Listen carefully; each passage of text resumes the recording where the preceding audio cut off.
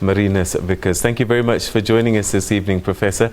The Constitutional Court has worked pretty much all night, it would look like. Let's start at the beginning. They made a decision about the illegality of CPS as a service provider, and then they were allowed to carry on, but their contract ends tomorrow. So what would they have to be considering overnight, and that we will likely see in the judgment tomorrow?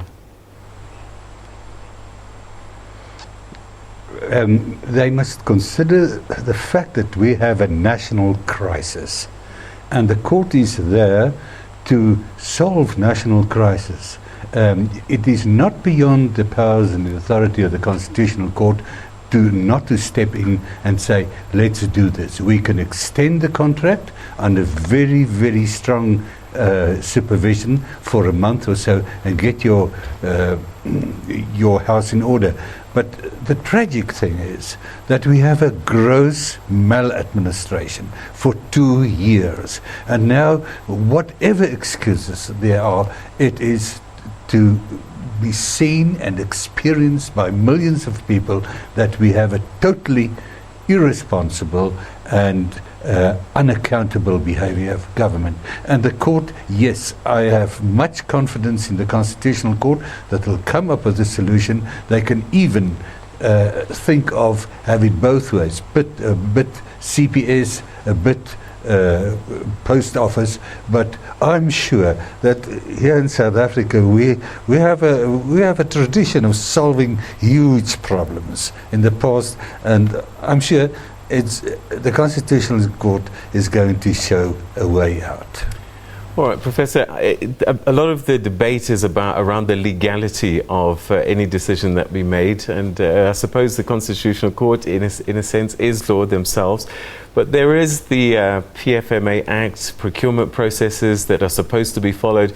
So the Constitutional Court, are you saying they can override all of these other bits of legislation for the greater good? Yes.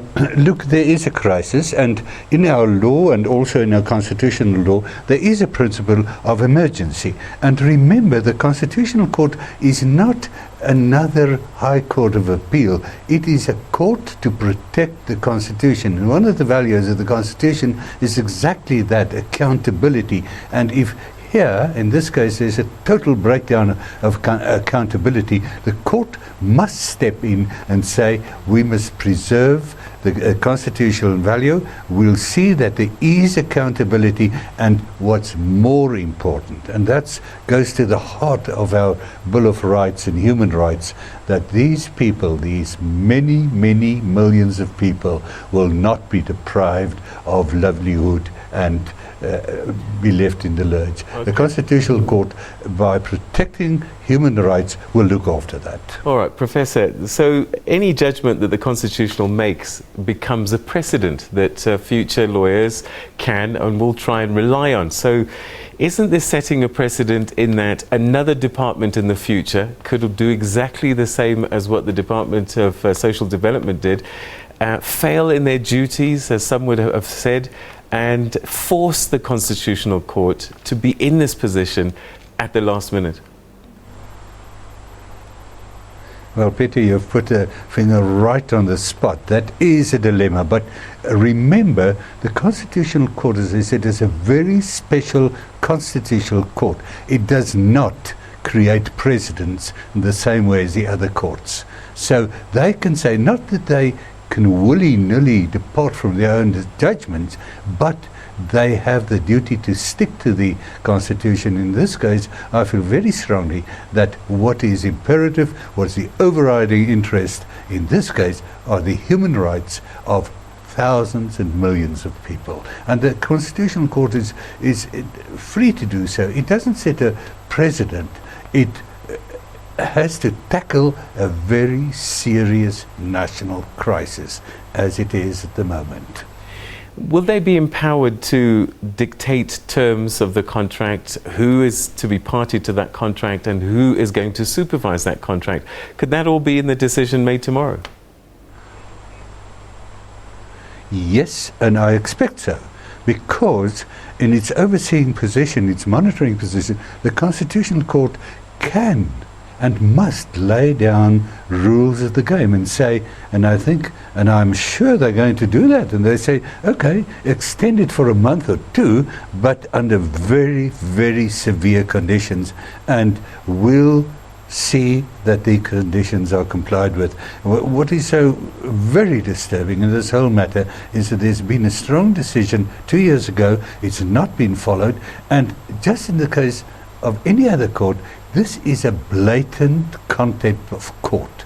Now, this time, if they come to a judgment and it's a life-saving judgment, it's an interim measure, it's an emergency measure, and surely, if the conditions are not complied with, it's a very, very serious offence, and in the sense that a judgment of the court is not followed. It's contempt of court. Could there also be sanctions tomorrow? Because we're talking about non-compliance that has got us into this situation, and there might be individuals directly responsible. Could the courts sanction individuals tomorrow? You see, the court is not a criminal court, Peter, but it can make strong findings and say these people are responsible for this miscarriage of administration, and name them, and it's over to Parliament, and Parliament's taking the matter up very seriously and leave it to the Parliament. And it is also not beyond the question that the public protector takes up the whole matter.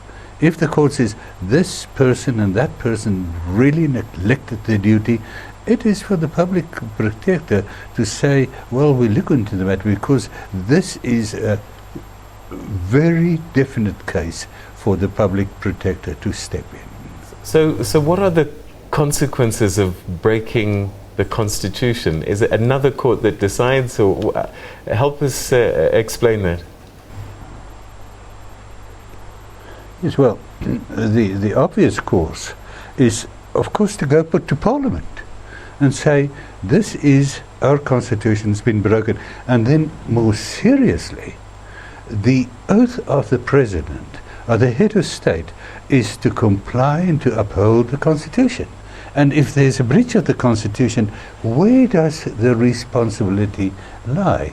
It's for the President, who's taken the oath to not only the rule of law, to follow the rule of law, but to comply and to uphold the Constitution. So in the ultimate sense, it is a responsibility of our head of state.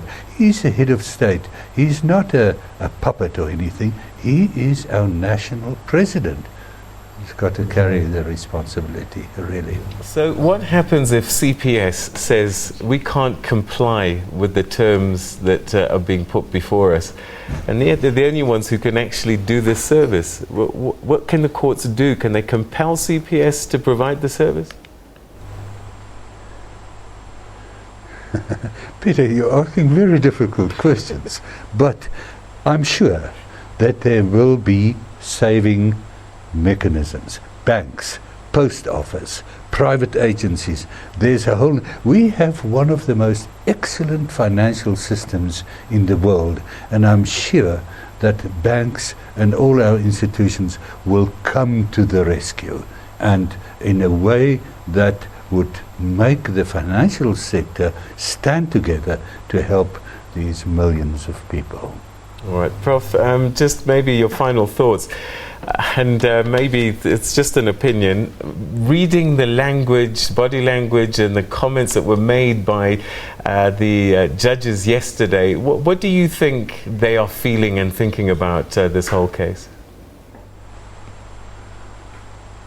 You mean the court? Yes. The judges? Based on what you saw and heard yesterday. They are... pardon, Peter? I was just saying, based on what you saw and heard yesterday... Carry on? Yes. I think the court and the judges are offended. They are deeply offended by the actions, and also, I must say, the responses given by the administration. The judges are very deeply offended. They gave a judgment. It's not been followed. And here, the same parties come and say, well, we tried our best, we did this and that, and the judges were not impressed. All right, and that's where we'll leave it. Professor, thank you very much indeed for your insights. That's Professor Marinus Wiechers, who's a constitutional law expert, joining us from our studio in Pretoria.